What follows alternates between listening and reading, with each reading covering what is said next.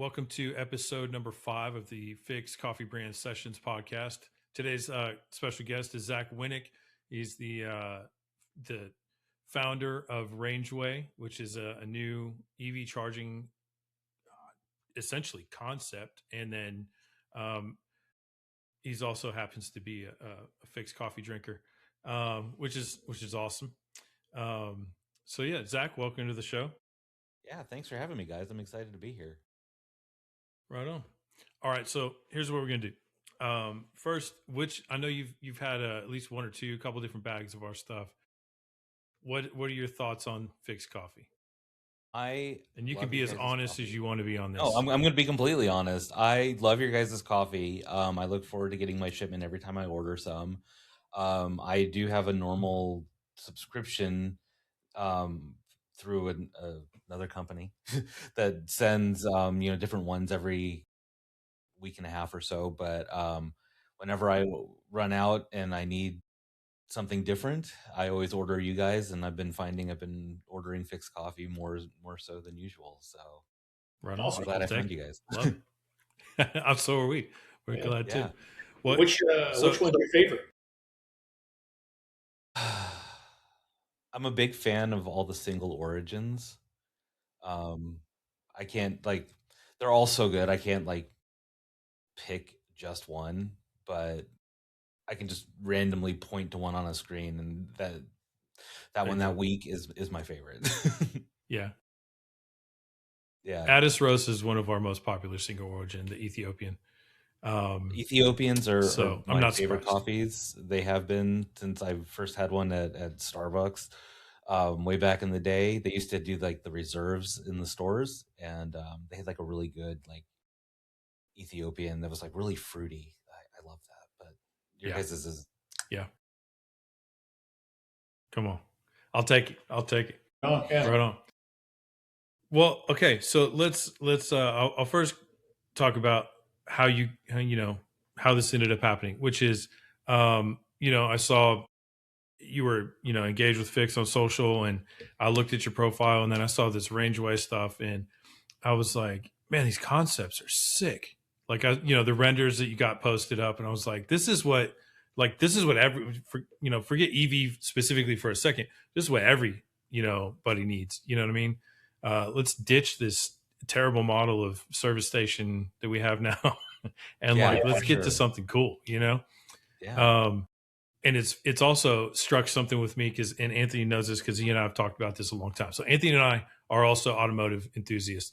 So so automotive and architecture and art and design, all these things, right? They all kind of accumulate into this pile of everything we like. And I've talked with Anthony for years. I'm like, dude, what if when we build a Fixed location, it looks like one of those super sick looking Googie architecture, service stations from back in the 50s and late 50s, early 60s. Well, it's just, yeah. I was like, because that's when that was the heyday. You know what I mean? That's when driving around was cool, and everything was there was a sense of adventure and fun and a unique experience and stuff like that. And so every few months, I'm like, hey, can we do this? Are we gonna do this right now? And then he talks me off it. It's like, we'll get there. But I don't think I'm going to be much help helping your case, Anthony, for talking him off the ledge, because Gucci architecture is my favorite. Company was kind of inspired by not having enough EV charging on Route 66. All right. Being able to road trip it in my EV, and so I'm right there with you. I love it. My dad was an architect, studied under some big architectural names, Franco Gehry as one. So he was a big fan of Frank Lloyd Wright also. So that was very heavily influenced on me. The OG. And then, dude, between those two guys and growing up reading all of his Architectural Digest issues and all of that, I mean, if you take a look, you can see a lot of those inspirations in the designs that we have on our site. So sure, I love that you said that. Well, in Anthony's background, he was I say was an architect. I mean, still is an architect, but that was his day job for a very long time. Awesome. Yeah. Yeah. Love it. Yeah. So I checked out your Instagram and your website, man, and I'm digging the designs. I think it's Yeah. value added to the side of the road and the experience of travel, man, for sure. Yeah, no, absolutely. And that's what we're trying to bring. And I'm sure we'll get into that in a minute. Yeah. So I'll let you Yeah. keep going. All right. So here we go. Right. I looked at your background like any good podcast host would do. And you spent like 15 plus years running luxury resorts and flagship hotels before starting Rangeway. So like Mm-hmm. what was the moment that you looked at the EV charging landscape and thought, this is really a hospitality problem, not a utility problem? You know? Yeah, I mean, it actually started back maybe 12 years ago, when I actually bought my first EV, and I was working at a hotel in Nashville, and it was right at I was one of 8 people in the entire state of Tennessee that owned an EV at the time, or I drove a Tesla, and so I was one of 8 people in the entire state. There were 2 of us in Nashville, and then 6 other people scattered about. And but I started noticing other EVs like Nissan Leafs and God, I don't even Bolts, Chevy Bolts, and things like that, and started learning more about EVs as I dove into that realm. And we were trying to get the Tesla destination chargers installed at the hotel. Well, I was trying to get them installed. I was the IT director for my property at the time, and somehow that fell under my purview. And It's tech. It's tech related. yeah, it's connected to the internet, I guess. So, hey, IT director. I reported to the director of engineering. So, yeah. Our GM was a car guy. He drove an Audi R8. He races go-karts still to this Nice. day, I think, too. Yeah, he was a crazy dude. I loved him to death. He was awesome. So like I thought it would be an easy sell. And then he's like, nah, I don't want them. He's like, I don't want to pay for the power. I don't want to pay to have them installed. I don't want people parking in our parking garage for free. I'm Yeah. like, all right, dude, I get it.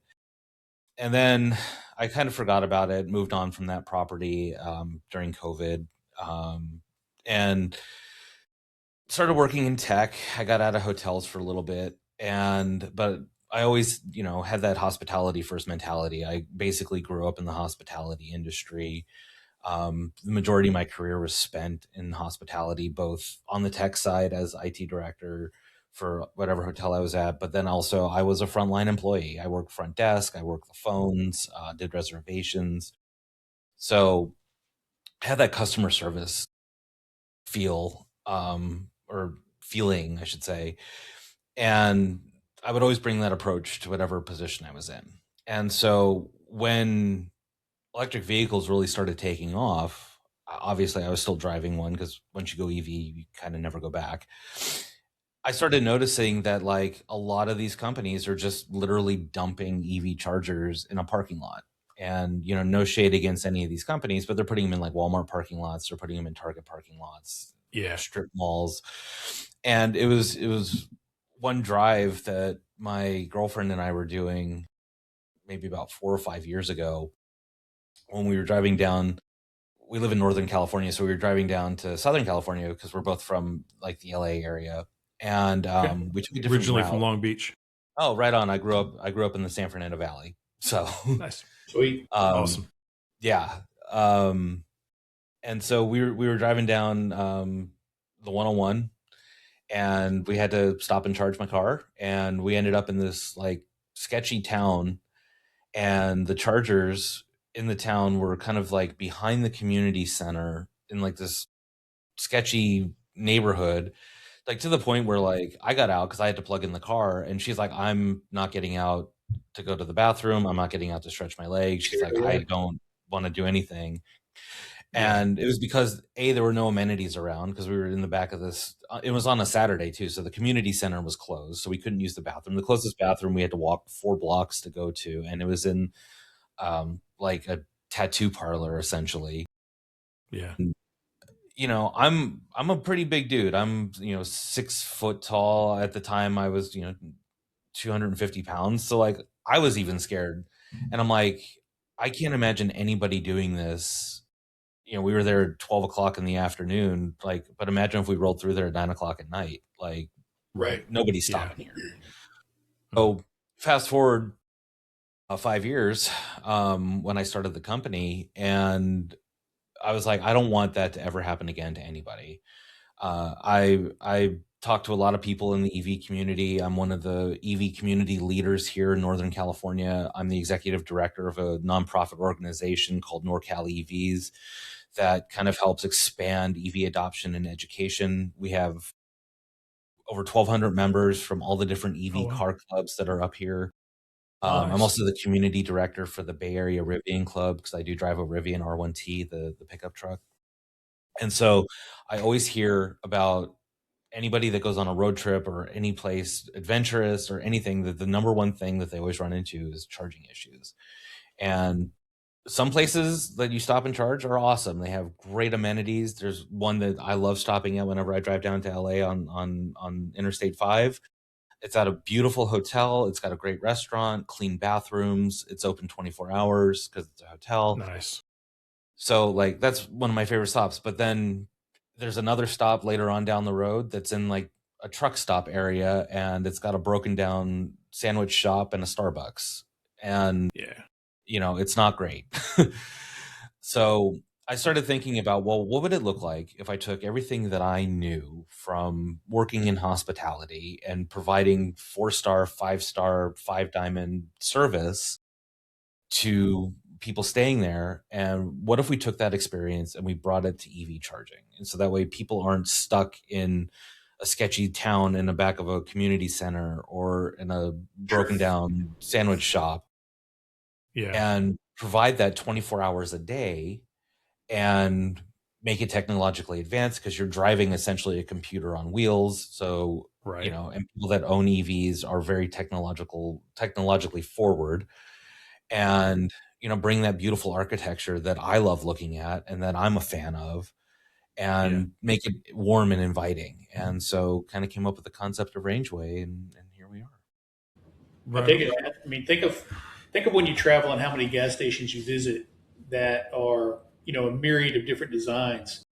And, like 7 times out of 10, you're probably going to have a bum come up to you and ask you for money, It sounds like you're trying to like make the infrastructure attractive and sexy, kind of bring the EV world out into the light and change the culture a bit and be like, hey man, EVs are high class. All our stops are high class. This is a place you kind of want to come to. It's more of a destination than hey, we got to stop for a charge. You want to be there. It's on the forefront. It's in front of nice stores, nice places, nice towns. Yeah, I dig the concept. Exactly. And even places where there isn't anything. We're in the middle of developing like our first couple of locations, and they're 100% off grid because there is nothing around them, but they're off major highways on destinations that people are traveling across. And, instead of waiting 3, 4, 5 years for everybody to catch up to it, we're going into these places. We're putting up solar, we're putting up batteries, we're putting up our beautiful canopies and our buildings, and have some other really cool concepts that I can't talk about at the moment. But, we're putting in these amenities and we're putting in these charging stops on places that nobody is thinking of doing it. And that's awesome. Just trying to think outside of the box and try to, like I said, bring those amenities to the EV drivers. I mean, you're spending. Okay. I was just going to say, I think thinking about the charging is, the stop is the product, not just the charger, right? Like, like Anthony was saying, it gives somebody a destination. It's not just a place to recharge a little bit while they're on their way to somewhere else. It's a destination that you want to be at anyway, and you just happen to be able to charge while you're there. Exactly, and that's what we're trying to develop. Like, why sit there and think about why would somebody choose us over one of the other networks? Well, it comes down to a couple of things. One, the hardware that you use, because people are getting smart, and there are certain networks that use the same hardware at every one of their sites. And when somebody has a bad experience at one of those sites, regardless of how good a site in city B is, you're in city A and you had a horrible experience using this network and this charging hardware, When you go to city B, you're going to have this, you're going to see that site and you'll be like, oh, I'm not going to stop there because when I was over here, I had the same experience or a bad experience. Yeah. But then people remember. And so now if you go to city C and it's a different network, but they use the same hardware as the network that you used in A and B, you're going to see it and be like, oh, it's, you're not going to associate it with the name, or you might, but you'll associate it with the look of the hardware. So finding the correct hardware is key. So, we've got some great partners that are known for their reliability around the world. Swedish or Norwegian, and then also we're working with a Norwegian company or Norwegian manufactured hardware company, and we're also working with a Polish hardware manufacturer company. Okay. Both of them have been used by major networks in Europe where reliability is like basically law, essentially. Yeah, right. Yeah. And then we're working with the other thing is providing those amenities as well, right? Like you have to make sure that people know that when they see your building, your design, your look, that they're going to get that quality experience. Just like anybody, when you go stay at a Marriott or a Hilton or a Hyatt, right? Yeah. Like you're going to be loyal to those hotels, fly on Delta, United, American. You're going to be loyal to those airlines because you get the same experience no matter where you go. You can be in Columbus, Ohio, you can be in Austin, Texas, you can be in New York. You stay at one of those properties, you fly on that airline, you're going to get the same experience every time. And that's what we're trying to do by, being hospitality first, because that's how you build a hotel chain. Yeah. Yeah. That's true. Create a system and a group of followers. Michael Dell, I think he gave a talk in 1990. He said, if you don't have community behind your brand, you don't have a brand. Exactly. So that's awesome to hear, man. Cool. Yeah. That's true. I learned that too, being so close to like the Rivian community.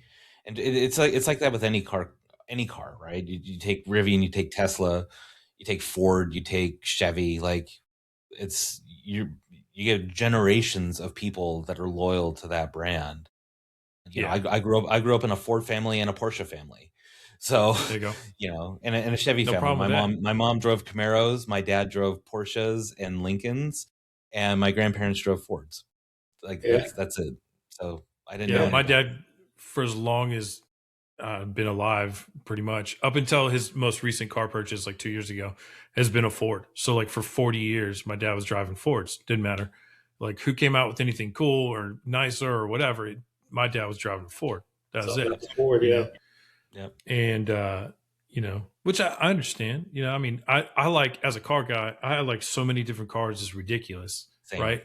If you're like, pick one car to drive for the rest of your life, I'm like, man, that's actually the hardest decision ever. I'm going to end up on a Porsche, but still, it's going to be super hard as to which one. You and me both, and I'm debating on whether or not to get a Taycan, which is the EV, or get something crazy. Yeah. Like, well, it's just part of that deal, right? Like you find something that gives you a really good experience, and you go, I'm going to stick with that, right? And even the thing is, because I mean, you've been in hospitality, and I've been in all kinds of different jobs, right? I mean, we have Fix, but then my other company is a marketing agency, right? And in there, we deal with stuff all the time. Like people will be loyal to brands, even if they've had really good experiences time and time and time again. If you mess up something one time, they'll be okay. Be like, hey, you know what? This isn't the norm. But if every time they show up to your station and like the plug doesn't work, or something's broken off this piece, or it doesn't look like anybody cares about what's going on here, they're not going to care either, and they're going to leave, and they're going to find something else. And I'm not an EV owner. I think, to be honest with you, I think if I were to purchase an EV, the couple, so I do love Rivian SUVs. I gotta be honest. I think they're super sick. If I were going the SUV route, I'd have a real hard decision right now between a Rivian and the new Scout that's coming out. That new Scout looks so clean.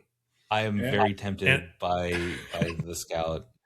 I mean, I'm going to let you in on a little secret. Essentially, it's going to be the same car because Scout is being built by Volkswagen, and Volkswagen and Rivian have that joint venture. And the zonal architecture and all the software in the Scout is going to be the same as Volkswagen and all the cars under the Volkswagen umbrella, and Rivian as well. So you'll get the same experience. Nice. And it's a beautiful looking car. I've seen it in person. I saw it at the LA Auto Show. Man.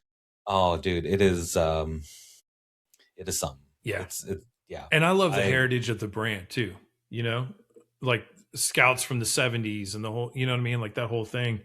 So they got me on that first. And then if I was buying a car, it would absolutely have to be a Lucid.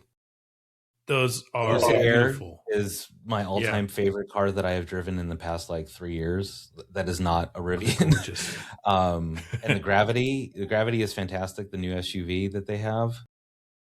I like the Air a little bit better, but I'm more of a car guy than an SUV guy. Saying a guy that's driving the truck, but Lucid. So that's the problems we have being automotive, fanatics. Is like, exactly. I like this, but I'm driving this one. And it's like, I recently became a Jeep owner. Back to loving all cars. Like any car. Like ask my girlfriend. Like we'll be driving down the freeway, and I'll just be like, oh, it's one of those, or it's this, and just like I'm always pointing out. And it's not even an EV. Just like we'll just see like a car and just be like, oh, that's beautiful. So 100%. I'm gonna sin here, and I'm gonna say the word everybody loves to hate, Prius. But the new Prius. The one Prius that they, is sick. Like, I mean, as a designer, I can appreciate the new Prius and the direction they took the car. I'll be like, man. Toyota had a rough start with their electric stuff. I mean, outside of the Prius and the Yaris, but they've come a long way, and I really like. There's a couple of new Priuses that live around me, and I like how they look. They're a really good intro into driving electric. And I think hybrids are as well. Yeah. Like even with Scout, like we were just talking, like they've kind of focused more now on like the extended range one that's gas powered and electric, and it's fine because in the end it's still an electric car, and that's where everybody should be heading. And it's nice. It's so my brother's been a Jeep person for like the last 20 years or something. Too. I've had a Jeep. I had a Grand Cherokee before. It got totaled out by some guy who wanted to text and drive instead of pay attention. But but I recently just got another. I got a Wrangler Unlimited, Tro rated. I'm looking forward to taking it out and having some fun. But I know, my brother's always like, man, my only issue with getting something that would be electric, like the Scout or whatever, would be like you're out. It takes a lot of energy on some of these trails or whatever. So it's like.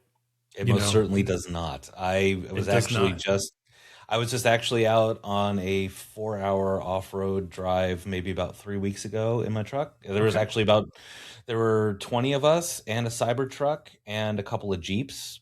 And we were out for 4 hours and only lost about 10% of my battery. Wow. So you're not going very fast. That's pretty impressive. You're going off road. It's not like you're rallying, and even then, but you're driving, 15, 20 miles an hour, and you're going up and down hills. And so every time you go down a hill, you get a percentage of your energy back. And and we were ripping the AC. People had crazy lights on their truck that were going off, and so it's not really a concern then. As far as like in the off-roading community, it wouldn't be an issue. Not at all. There's an event that takes place out in the middle of the desert every year called King of the Hammers, and it's one of my friends calls it the Burning Man for rednecks. Okay. So like think of any modified Jeep, truck, like whatever, like with the big huge tires, massive suspension, modded. Yep. We got a lot of that in Texas, man. And we have a little corner that's sponsored by Optima batteries. It's called Optima Unplugged, and it's all the EVs that come out to this. And we've got Silverados and Hummers and Rivian, Cybertrucks, and we go out there for 3 days and don't really ever have to charge. That's awesome. Sleeping in the trucks, running the AC at night because we're out in the middle of the desert. There is a place for us to charge if we need to, but some guys do, some guys don't. You charge up before you get out there. Yeah, it's super easy. That's awesome. What is for EV drivers? What is the number one amenity that you guys are looking for in like a charge station, other than the charge itself? Like, what's been the number one kind of demand on your end, or what you've been hearing? Yeah, I mean, EV drivers are really simple. Basic amenities: just give us a trash can, squeegee, place to walk our dog, and a clean bathroom. Yeah, and we're totally happy. Put it next to a place that has, a place where we can grab a snack or a bottle of water or something. You've made every EV driver 50% happier than they are now. Okay, well, oh, good. Sorry, Anthony. You said something about like put it next to a place that has drinks and eating. What if one of your stations included like these, top of the line vending machines? Maybe they're touchscreen, so you've kind of put it all in one package. Yeah, all of our locations, we're working with a couple of companies that are doing some really innovative things. One is a company that's just starting, and they have a drink machine that has recyclable bottles. Not only are the bottles recyclable because they're made out of aluminum, but you can take it to any one of their other machines. And what it does is you give it the bottle, it takes it back from you and sterilizes it and reuses it, and then dispenses you a new bottle. You can attach syrups to it, just like a fountain machine, and put flavored waters, sparkling waters, sodas, like whatever, into one of these bottles and recycle it. Okay. We're working on trying to find a food partner so that way we're not providing like, candy bars and chips and stuff like that, but like give you a little bit of a better option for food and snacks. So we're working on that because, it's fun to go on a road trip and eat the, M&Ms and Snickers bars and all of that. But then you get back and, you looking like, oh man, I can't fit in these pants because I was on a road trip for 3 days eating gas station snacks and stuff. We found EV drivers are a little bit more health conscious, eco-friendly, eco-conscious, try to provide a little bit more amenities that align with some of their values and things. Some of that lifestyle. So yeah, exactly. Coming from an architectural background, it'd be cool if your charging stations were designed out of like sustainable materials or reused materials, where you can have, what LEED design is? Oh, yeah. Yeah. So you could have like your, it'd be a LEED building. It'd be built out of reusable wood, recycled composite materials. You go the whole sustainability gamut on your architecture. That would be like another we're actually working with a company out of St. Louis called Renew-Tech. Okay. And they actually, all of their materials, they do modular buildings and structures. They're all made out of structurally engineered bamboo. And Sweet. They own the entire chain from the bamboo tree all the way to the manufacturing and architecture. Luke Studi, who's the CEO, is an architect by trade. So a lot of the designs you see on our website are actually inspired by his work that he's done. Excellent. And they so they own the entire process. And then on top of that, they also have a really awesome glass product as well. With I think they use it's steel lined for the framing, steel framed glass. So a lot of technology went into that, but it's pretty awesome. So between that, we got the solar. Like I said, we're building sites that are going to be off grid. So we're really, and all of our sites also will have battery storage in some form. So we're not like a huge strain on the grid, because the really nice thing is that the battery can pull in from the grid, but it requires less energy than, 6 Silverado EVs charging for 8 hours on their massive battery packs, ripping at full speed. Yeah. So we can supplement that from the grid and take some strain off of that as well. Yeah. Nice. That's the challenge. Oh, go ahead. Go ahead, Scott. I was just going to say, kind of referencing like the different ways or different places you're going to put these stations. And correct me if I'm wrong, if I've got these categories wrong, but you've got like the trailhead, the way station, base camp, and summit, kind of serving. Is it like serving different journey types? Like, Yeah. you know, So can the you go trailheads into are that a kind of little like, bit? yeah, trailheads are kind of like our basic. I don't want to say basic because they're anything but think of more of like what EV charging looks like now, but kind of elevated, right? So, like I said, right now, a lot of the charge point operators are taking EV chargers and partnering with locations. So, there's a network called Iona. It's owned by or backed by the 8 major auto manufacturers. So what they've partnered with Sheetz, they've partnered with Wawa, and basically what they're doing is they're putting in chargers at all of their locations. And it's basically chargers, basic amenities, those trash cans, the squeegees, and a canopy. No battery, no solar, nothing. So that's kind of our answer to what Ion is doing. So it's bringing the Rangeway experience, and we're looking for site partners to work with, and networks and chains to work with as well to bring this concept to life. The next step up from that is our way stations. So they're a little bit bigger because we're not really partnering with anybody. This is going to be owned by us. It's going to have our lounge, our driver's lounge attached to it. A little bit of a smaller building, and we'll get into the sizes in a second. It'll have that automated experience with the automated drink machine, automated snack machine. It'll have automated entry as well. So our system will actually know that your car is charging. And after a certain point, it'll be secure to only people that are charging. So if you're late at night, you don't have to worry about anybody walking in on you and trying to rob you or whatever. Nice.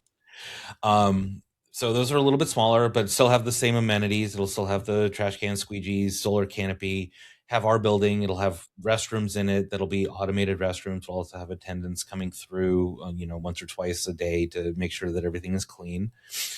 The next step up from that is our base camps, and base camps are a little bit bigger, larger space. It's going to have a cafe in it, where we're either going to partner with a local or regional coffee roasting company or coffee company to provide, on-site people essentially. And then it'll still have that driver's lounge with the automated stuff for after hours as well, but and the restrooms. And then we'll have our kind of our signature element or locations, which are called summits. And this is kind of like the reason why it's called the summit is because it's the top of the line, top of the top. Where we're bringing in my hospitality background and running and operating hotels. And we're actually working on a couple of really interesting ideas where it's going to be not EV charging with a resort attached to it. It's going to be a resort attached to or with an EV charging element. But think of, there's a couple of companies that we're kind of inspired by, if you will. One is called AutoCamp, where they are basically out near national parks. So things like Joshua Trees. I think they have one in Zion, Acadia. And I might be getting them mixed up with the other company that I'm thinking of or that we're inspired by. But what they do is they take Airstream trailers and they turn those into kind of like cabins, if you will. Oh, okay. So we've designed our own. We call them lookouts. They're little modular buildings, again, built and designed by Renew Tech. And, maybe you have about 15 or 20 of these kind of out there in like a resort style setting. And if you're an EV driver and you need to charge, we have the charging in the front with the canopy and the full base camp experience. If you're driving through or you're planning out a road trip, and we'll pop up on all the major sites like Expedia, Travelocity, whatever. You'll be able to book a room and stay with us overnight or even for a weekend, because hopefully you'd want to, and be able to charge your vehicle either way. And and we'll kind of be in those places that AutoCamp and the other company we're inspired by is called Under Canvas, where they take luxury tents and kind of put them out at these locations. And they have the full suite of amenities with the spas and the restaurants and all of that attached to it as well. So you kind of get that glamping experience. That's kind of what we're looking for too. Nice. With the summits. So all of our sites are able to be evolved into each other. So, what is a trailhead one time you stop there, you come back a couple years later, it could be a way station. It could be a base camp. It could be eventually turn into a summit. So all of like we've purposely designed all 4 of our concepts to kind of be modular, just as the buildings are. So we could have nice. the 10 chargers of a base camp at a way station, because the demand might be there, but it might not be in a place where we can get people to staff it, right? So we'll have the automated lounge. It might be a little bit bigger, but it'll be automated, and we'll have the larger site footprint of a base camp, but it'll be considered a way station because it's automated. Just trying to think. Yeah, no, dude. I mean, first, that was again like one of the first impressions I had when I looked at the Instagram. With the stuff, is just like putting these, these great charging stations, but like really, waypoints, honestly, in a journey that are, the backdrop is beautiful scenery because people are on a road trip. They're going, like you're saying, like the original inspo is like something off of Route 66, but like for EV folks, and man, first of all, it's super sick. Again, I know I've already said, but I think it's super sick. I don't even drive an EV car. I still think it's super sick, and I would show up and just hang out. We're open to everybody. Like, come on in. But like, so you've got a flagship underway in California, is that right? And then that's something correct. Like two in Missouri. Yeah. So right now we have one site that we're just about to actually. No, I can't talk about that. It's about to go into development in Southern California. Okay. We have 2 that are in negotiation and design right now in downtown St. Louis. So it doesn't fit the adventure, but we think we have a really interesting idea to kind of serve an area that doesn't have a lot of fast charging, that is on a major, heavily trafficked through like road trip area. Yeah. Was it like I-70 or whatever that is? Yeah, I think it's I-70. You're correct. So we have a couple of really great locations that we're working on in downtown St. Louis. Very cool. One place we've also identified and we're working on is Montana, specifically Bozeman, which is out near the entrance to Yellowstone. So very big need for EV charging out there. A lot of people go road tripping in EVs through Montana, and the infrastructure is not there for that. So we're in negotiation on some sites in the area of Yellowstone and in Montana.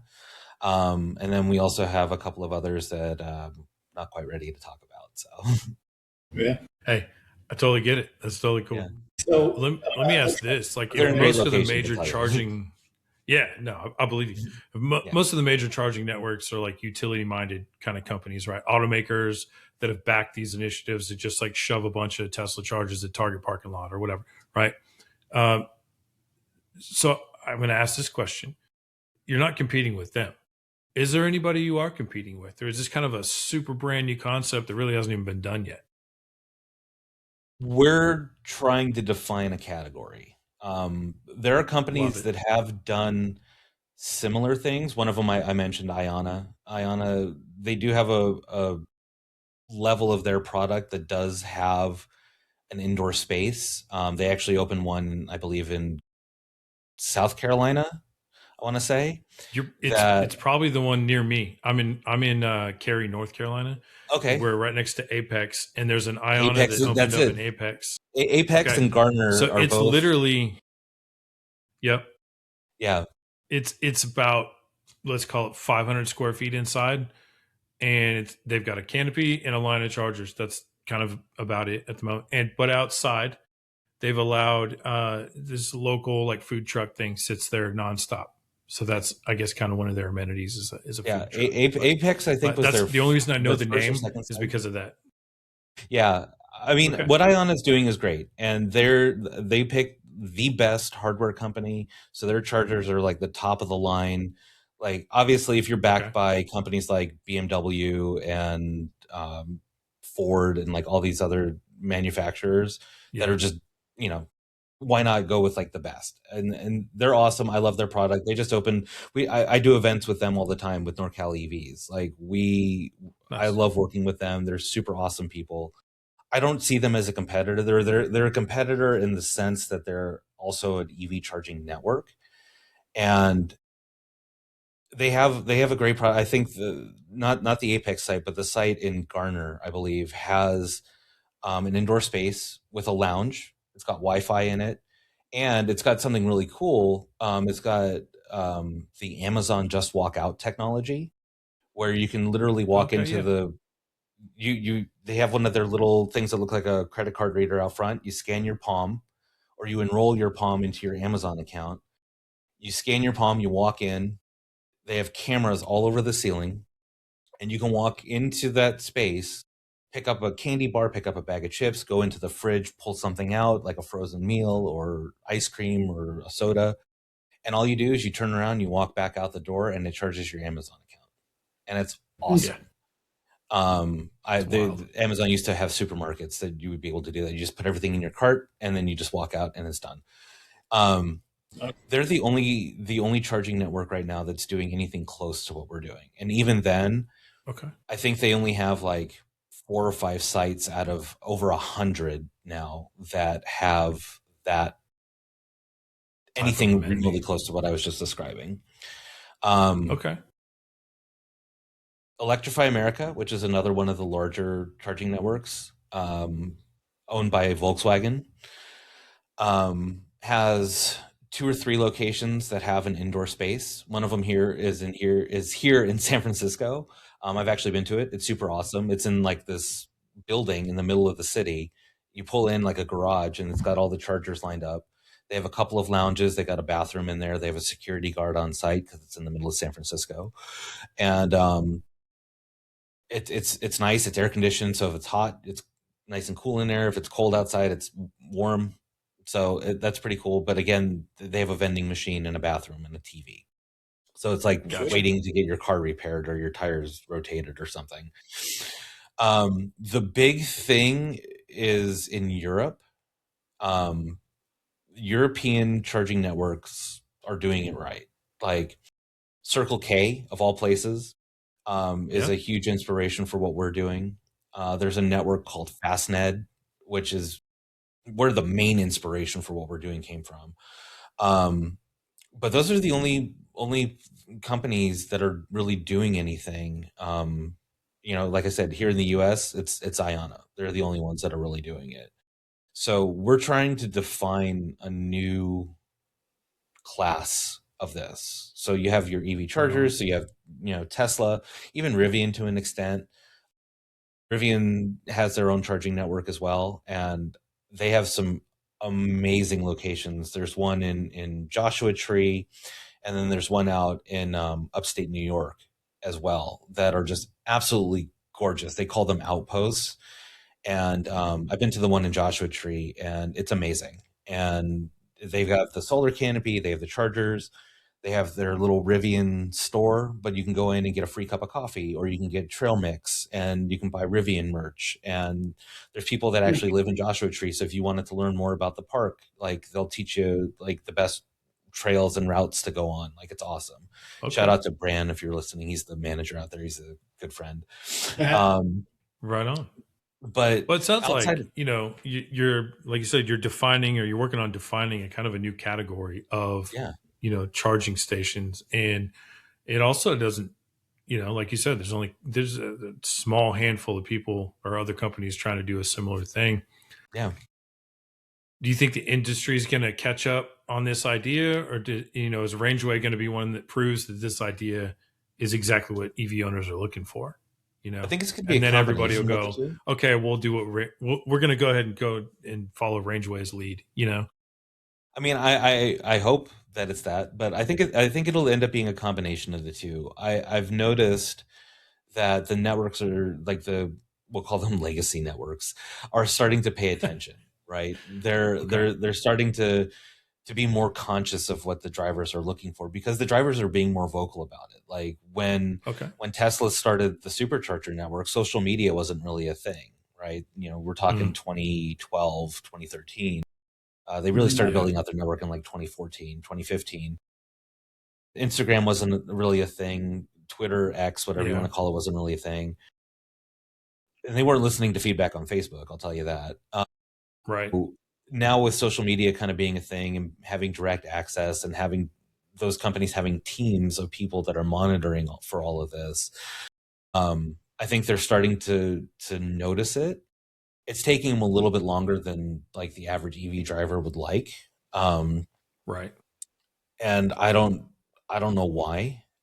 Especially, I just think that it's more that they're more concerned about expanding as fast as they possibly can to catch up to the demand, which I totally understand.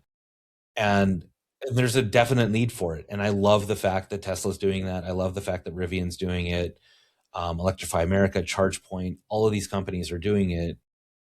And that's awesome. And it's great for EV drivers. And it's great for companies like us because then we can kind of take our time and we can take a 35,000 foot view and see what they're doing and see where they're going and go where they're not and provide these amenities that people are asking for and that would we're able to go in and we fill that niche, right? Yeah. So if you think of Tesla and Rivian and Electrify America and all those companies as like Chevron and 76 and Philips and Hinoco and Sinclair, right? We're the mom and pop that are coming in that are operating in the small town that you love stopping at because it's got character, it's got class. It's the place that when you go on your road trips and you go to the same place every year or every 5 years that you're going to go to because you had a great experience there, because you like the people, you like the food, you like whatever. That's not because you have to stop there, but because you want to. And that's what we're looking for. And that's kind of what we're trying to define. And that's what separates us, to go back to what you were asking me earlier. That's what separates us from the other companies, right? Because they're thinking about it as like, okay, well, we have to go where the power is. We have to go where the people are. We have to go in cities. We have to go here. We have to do this. It has to be like this. And we're looking at it like we can do it anywhere and we can do it how we want to do it. And we can provide the experience that we want to provide because we're thinking about it differently than everybody else. So. Yeah. Your approach reminds me a lot of Apple, right? Apple's not very inspired. Not always the first into whatever the market is that they're into. But when Apple shows up and they drop their first product or whatever it is in that niche, that's the one everybody wants because it's so refined. It meets every need that you could possibly want. Yeah. And they've already got the cult following that if you don't have an Apple, you're just a hobo. I think subconsciously I'm influenced by Apple. Well, I've been a Mac user, an Apple user since I was 2 years old. I was born in 1982, so 1984 it lives in infamy in my life. And I am a former Apple employee as well. I worked there for 6 years. Very cool. Yeah, I think you hit the nail on the head that we're kind of taking the Apple approach, and that's where I learned the majority of my customer service was from Apple. I worked for Apple Retail. That was my thing, and they taught us the Ritz-Carlton steps of service, and that's how we approached everything. So it wasn't about going back to what Anthony was saying earlier about the broken chargers and all that stuff. And the experience that you roll up to a charger and it's broken. Apple's big thing that they harped on us when I was a genius, one of the technicians, is that we weren't repairing people's computers, we were repairing their relationships with their devices. And that's kind of how I see Rangeway. We're trying to repair the relationships that people have with their EVs and EV charging because the system is broken. Yeah, no, that's really good. That's really good. Yeah, if you could be one of the companies that really defines and changes the culture towards EV driving, then you're going to stay on top and be one of the number one companies out there for EV drivers. Yeah, you'll be the leader in the industry. Yeah, that's the goal. Like I'm working every contact I have at every EV manufacturer, just trying to be like, hey, we want to do something with you guys. Like we're trying to redefine everything. Like let's do an event. Let's do something. Like. Let's show people that EVs are here and that they're here to stay. And, thankfully EV adoption has grown year over year the past, 5 years or so, and including this past year, which is a miracle. So, where I live, there's about every other car is a Tesla at this point. Yep. Every once in a while, I'm blessed in the eyeballs to see a Lucid Air. You know, I think there's about 4 or 5 Airs in my area, and I just the other day saw my first. I don't remember the name of it, the SUV, Gravity. Lucid SUV. Yeah, Gravity. Saw one of those on the road, and I was like, okay, I like what I'm just telling you. I think Lucid is the Apple. You got to go drive one. You know, Scott. You got to go drive one. I really change do. Your life. I love it. I love it. Okay, so all that kind of leads me into my last official kind of question from this piece, and that is, so like 5 years from now, what does success look like for Rangeway? You know, what does it mean for the broader EV road trip experience, at least, you know, here in the United States?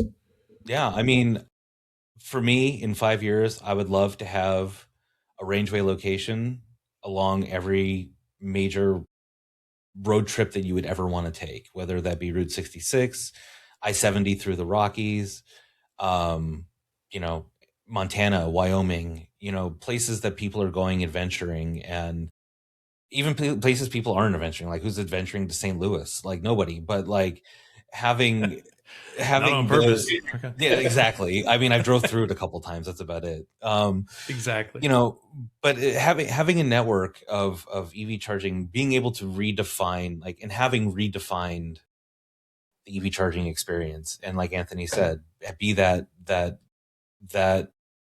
number one EV charging company, because we've defined a new space and a new experience, and you know, maybe make Tesla and Rivian and Electrify America and Iona wake up and be like, hey, we need to start doing this too. Like, our drivers want this experience, and we should continue to build in the parking lots because that's where everybody's going to go. But we should also, like, the places that aren't, like, let's start looking at that, and, you know, being able to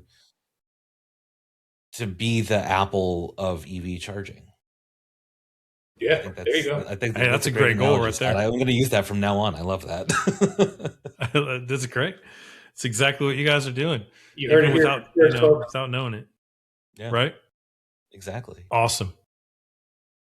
Well, I'm going to officially wrap us, and if you know, we can talk for another few minutes or whatever. But yeah, sure. Man, Zach, thanks for coming on, man. I mean, again, this whole Sessions podcast is about getting people who are not only part of the fixed coffee community, and, you know, people who love coffee and drinking and whatever, but it's getting people who are building something, and you are building one of the best, you know, charging EV networks and stops and destinations that I think, you know, we're going to see, you know, especially in the next 5-6 years. Yeah. And I think, you know, and I'm a visionary kind of person. So when I see your renders and I see what's going on the website, and again, I don't even drive an EV, but I'm like, heck yeah, this right here is what's up. And so, yeah, I'm, you know, super stoked to have you on, and to talk about what you guys are doing, and to help, you know, in what little way we can help you promote what's going on with this. And yeah, man, we're just thankful to have you, you know, on the episode. It was a great chat. Yeah, I'm thankful you guys reached out to me. It was totally unexpected, and I'm really glad I said yes. And thanks for having me on. It's been a blast. I love it. Right on. Okay, before you sign off, if you want somebody to get a hold of you, like, say that there's some guy who's like, man, I've got money burning a hole in my pocket, and this is an investment opportunity I want to get into. How do people get a hold of you? Yeah, you can go to our website, rangewayev.com. We have an entire investor section on there. So if you are one of those people that has money burning their hole in their pocket, please send it my way.